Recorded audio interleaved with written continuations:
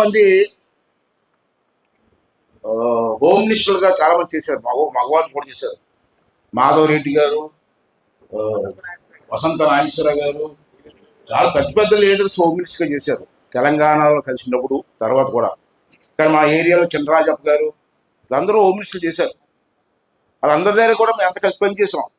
నేను మినిస్టర్ ఉన్నాను, వాళ్ళు మినిస్టర్ కూడా పనిచేసాం. అసలు హోమ్ మినిస్టర్ అంటే ఎలా ఉండాలో చూపించిన ఏకైక మహిళ అనిత గారే. నేను గొప్పగా పొగడలేదు. ఆవిడ పొగడం కాదు, అది పని తీరు చెప్తున్నాం.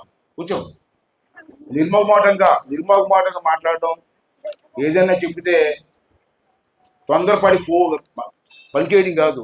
దాని వెనకాల ఉన్న బ్యాక్గ్రౌండ్ ఏంటి, ఏం జరిగింది, ఎలా జరిగింది అని చెప్పి క్షుణ్ణంగా ఆలోచించి ఒక నిర్ణయం తీసుకొని స్టెబరన్గా ఒక నిర్ణయం తీసుకుంటే మళ్ళీ వెనక ముందు లేదు, వెళ్ళిపోవడమే. అలాగే ఉండాలి, హోమ్ మినిస్టర్ అలాగే ఉండాలి. ఒక నిర్ణయం తీసుకున్న తర్వాత ఎవరైనా మంత్రులు పోగేసి మేడం గారు కొంచెం చూడండి అంటే నో, ఇది అన్యాయం అని చెప్పే కెపాసిటీ ఉన్న ఏకైక మహిళ అనిత గారు. అలా అన్నిటికీ లొంగిపోతే న్యాయం జరగదు, కొన్ని విషయాలు గట్టిగా ఉండాలి. అంచేత ఆవిడ ముఖం మీద పొగడం కాదు, నేను అది ఊరుతుందని నేను చూస్తూ ఉంటాను. మంత్రులందరూ, నేను అసెంబ్లీలో కూర్చుంటాను, పై కూర్చుని ఉంటాను కాబట్టి కింద మంత్రులు మాట్లాడి తీరంతా నేను చూసుకుంటాను. అసెంబ్లీలో కూడా ఆన్సర్ ఎలా చెప్తుందంటే క్షుణ్ణంగా అందరికీ అర్థమయ్యే విధంగా చెప్తుంది. క్షుణ్ణంగా కొంతమంది మంత్రులు సగం సంఖ్య పోలేస్తుంటారు. అలా కాదు, స్టార్ట్ చేస్తే ఎండింగ్ వరకు క్షుణ్ణంగా అర్థమయ్యేలా చెప్పేటువంటి ఏకైక మహిళ మరి అనిత గారు. రావిడ చెల్లెమ్మ వాడు స్కీమ్లా అనిపిస్తారు, నన్ను అన్నయ్య అనిపిస్తుంది. ఆవిడ ఎప్పుడు కూడా నిండు నూరేళ్ళు బతకాలని, ఆరోగ్యంగా ఉండాలని చెప్పి మన నాటువారం ఏరియా పెరగాలని మనం కోరుకుంటున్నామో, ఆశిస్తామో. రెండోది ఏంటంటే, 2 విషయాలు చెప్తాను. రోజు మాట్లాడుతుంది. ఇక్కడ ఇప్పుడే సోలార్ పెట్టదు, ఎస్సీ కాలనీకి వెళ్ళి సోలార్ ఓపెన్ చేయడానికి వెళ్ళాం. ఈవేళ అంబేద్కర్ గారి 135వ జయంతి. మనకు దేశంలో చాలా మంది లీడర్లు ఉన్నారు. నాకు తెలిసి గాంధీ గారు ఉన్నారు, సుభాష్ చంద్రబోస్ ఉన్నారు, చాలా మంది లీడర్లు ఉన్నారు. అందరూ దేశం కోసం పోరాడి ప్రాణాలు ఇచ్చిన వాళ్ళే, చిన్నోడు ఏం కాదు అందరూ. కానీ నాకు ఎందుకో అంబేద్కర్ అంటే చాలా ఇష్టం. సుభాష్ చంద్రబోస్, అల్లూరి సీతారామరాజు అందరూ ఉన్నారు. అందరూ కూడా దేశం కోసం ప్రాణాలు వదిలేశారు క్షుణ్ణంగా. అలాంటిది అంబేద్కర్ గురించి ఎందుకంటే గొప్పగా చెప్తాను నేను. అసలు ఈ వేళ మనం కాళ్ళు ఎత్తుకొని గౌరవంగా బతుకుతున్నామంటే దానికి కారణం అంబేద్కర్ గారిని చెప్పిన మాట.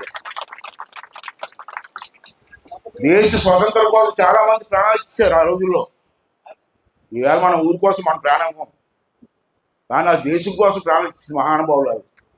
అటువంటి వాళ్ళు అంబేద్కర్ గారిని మెచ్చుకుంటారంటే అతను రాసిన రాజ్యాంగం, చాలా మంది ఉన్నారు కమిటీలో. అతను పేద కుటుంబం నుంచి వచ్చి చదువుకొని ఎన్నో అవమానాలు పడి, ఎన్నో ఇబ్బందులు పడి మన దేశానికి ఒక రాజ్యాంగాన్ని ఇచ్చారు.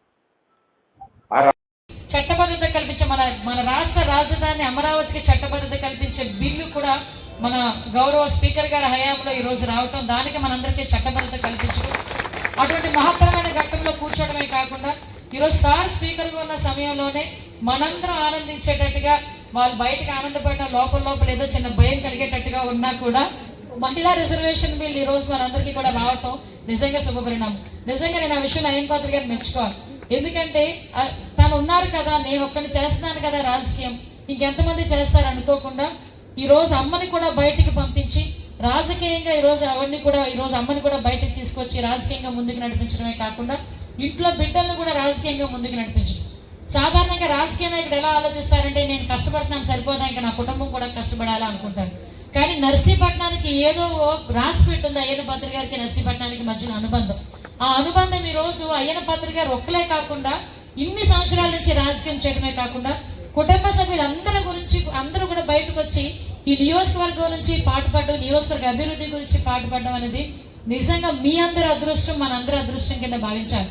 కాబట్టి సార్ ఒక మంచిగా ఒక మాట గట్టిగా మాట్లాడినా కూడా ఏ రోజు అయ్యన్న పాత్ర గారు తప్పు అనుకోరు నర్సీపట్నం నియోజకవర్గ ప్రజలు. నా తండ్రి స్థానంలో ఉండి ఆయన తిట్టారు, లేక ఏదైనా ఉంటే రెక్టిఫై చేసుకుందాం అనుకుంటాను. అటువంటి మంచి వ్యక్తి అడుగుజాడల్లో అటువంటి మంచి వ్యక్తి దార్శనికతలో నడుస్తున్నందుకు మేము కూడా చాలా హ్యాపీ ఫీల్ అవుతూ, ఈరోజు మీ అందరికీ తెలుసు అంబేద్కర్ గారి 135వ జయంతి సందర్భంగా ఇక్కడ అందరం కూడా ఘన నివాళులు అర్పించుకున్నాం. ఇందాక సార్ చెప్పినట్టుగా రాజ్యాంగాన్ని చదివే పరిస్థితి చాలా మందికి లేకపోయినా కనీసం అంబేద్కర్ గారి సిద్ధాంతాలైనా తెలుసుకోవడం, అంబేద్కర్ సిద్ధాంతాలు బట్టి నడవటం. గౌరవ ఎన్టీ రామారావు గారు మీ అందరికీ తెలుసు అంబేద్కర్ గారి సిద్ధాంతాలని పుణికిపుచ్చుకొని ఆ రోజు నుంచి ఈ రోజు వరకు కూడా తెలుగుదేశం పార్టీ సమాజమే దేవాలయం, ప్రజలే దేవుళ్ళ నినాదంతో ముందుకెళ్లే పరిస్థితి కూడా మీ అందరికీ తెలుసు. దాన్ని బేస్ చేసుకుని ఆ రోజు ఈ రోజు మహిళా రిజర్వేషన్ బిల్లు గురించి మాట్లాడుకుంటున్నాం. ఇక్కడ సందర్భం ఇంతమంది మహిళా సోదరీమణులు ఉన్నారు కాబట్టి కొంచెం గుర్తు చేయాలి, ఎందుకంటే మీకు అందరికీ తెలియనివి కాదు. అదృష్టవంతులు ఏంటంటే నందమూరి తారక రామారావు గారు గవర్నమెంట్ లో అతి చిన్న వయసులో మంత్రి పదవి చేజిక్కించుకున్న వ్యక్తి ఈరోజు అయ్యన్న పాత్రుడు గారు. ఎవరైనా కనిపిస్తే రౌడీ షీట్ల మీద కనుక 3 కేసులు ఎక్స్ట్రా వస్తే పీడీ యాక్ట్ పెడతారు. పీడీ యాక్ట్ పెట్టారంటే సంవత్సరం పాటు బయటికి రాదు. వీళ్ళకి తెలియట్లే రౌడీలను ఎలా అరికట్టాలో కూడా ఈ రోజు ఒక పక్కా ప్రణాళికతోనే మేము ముందుకు వచ్చాం. ఎన్డీపీఎస్ యాక్ట్ లో కనుక ఒక్కసారి దొరికితే వెంటనే రౌడీ షీట్ ఓపెన్ చేస్తున్నాం. పోక్సో కేసులు ఎవరైనా చంటి బిడ్డల మీద అఘాయిత్యాలు చేసే వాళ్ళు ఎవరైనా ఉన్నా కూడా ఇమీడియట్ గా రౌడీ షీట్ ఓపెన్ చేస్తున్నాం. రౌడీ షీట్ ఓపెన్ చేసిన తర్వాత కూడా అలాంటి ఈవెంట్స్ కి పాల్పడితే డెఫినెట్ గా పీడీ యాక్ట్ పెట్టి వాళ్ళందరినీ కూడా రిమాండ్కి పంపించే పరిస్థితి ఈరోజు చట్టాలు అంత కఠినంగా ఉన్నాయని చెప్పడానికి మీకు చెప్తున్నాను. దానికి మాకు ఫ్రీ హ్యాండ్ ఇచ్చారు. డెఫినెట్లీ సార్ మీకు మాట ఇస్తున్నా, నేను యాజ్ ఎ హోమ్ మినిస్టర్ గా మీ సోదరిమణిగా మాట ఇస్తున్నా, నాకు ఒక 6 నెలల టైం ఇవ్వండి. మీ దగ్గర ఉన్న రౌడీజాన్ని కానీ ఈ గాంజా ట్రాన్స్పోర్టేషన్ కానీ ఒక డ్రైవ్ పెట్టుకొని మాక్సిమం మేమందరూ కూడా కంట్రోల్ చేస్తాం. కంట్రోల్ చేసి మళ్ళీ మీ దగ్గరికి వచ్చి మేము మీ దగ్గర నుంచి అభినందనలు తీసుకోవడానికి మేము సన్నాహితం అవుతామని మా డిపార్ట్మెంట్ తరఫున మీ అందరికీ కూడా తెలియజేసుకుంటాం.